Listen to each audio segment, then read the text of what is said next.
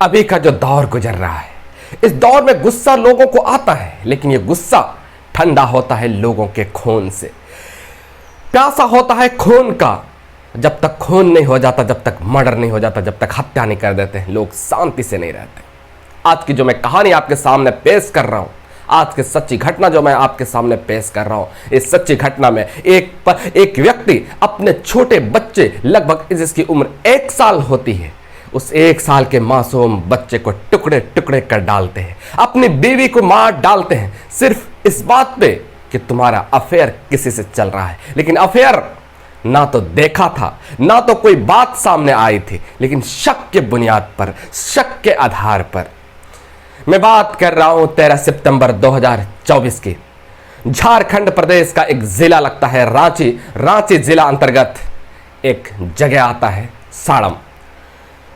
वहां पे एक गांव में थोड़ी ही दूर पर, जिस जगह से उसका घर था, थोड़ी ही दूर में एक तालाब होता है। उस तालाब में बर्तन रख दिए थे और मां बेटी की डेड बॉडी रख दिए थे। उसके बाद सुबह जब किसी की नजर जब पड़ती है, पुलिस को सूचना देते हैं। पुलिस जब मौके पर पहुंचते, शव को कब्जे में लेते हैं। उसके बाद फिर पुलिस जब उनके परिजनों से पूछताछ करते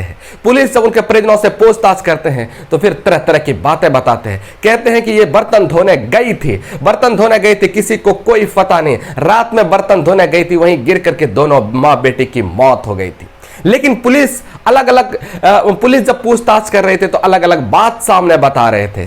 पुलिस के सामने अलग अलग तरह की बात हो रही थी। पुलिस का शक और बढ़ जाता है। पुलिस उस मृतक महिला के पति को हिरासत में लेते हैं और थाने ला करके कड़ाई से पूछताछ करते हैं। सख्ती से जब पूछताछ करते हैं तो वो हत्या की बात को स्वीकार कर लेते हैं। कहते हैं कि बात दरअसल यह है कि हमारी पत्नी का संबंध किसी और लोगों से था, इसीलिए मैंने शक के आधार पर मैंने उसकी हत्या कर दी। अब कानून के डर से, अब फंसने के डर से, कहीं राज ना खुल जाए, कहीं भेद ना खुल जाए, तो मैंने बर्तन रख दिए और कपड़े रख दिए और फिर उसकी हत्या करके उसके सामने तालाब में रख दिए।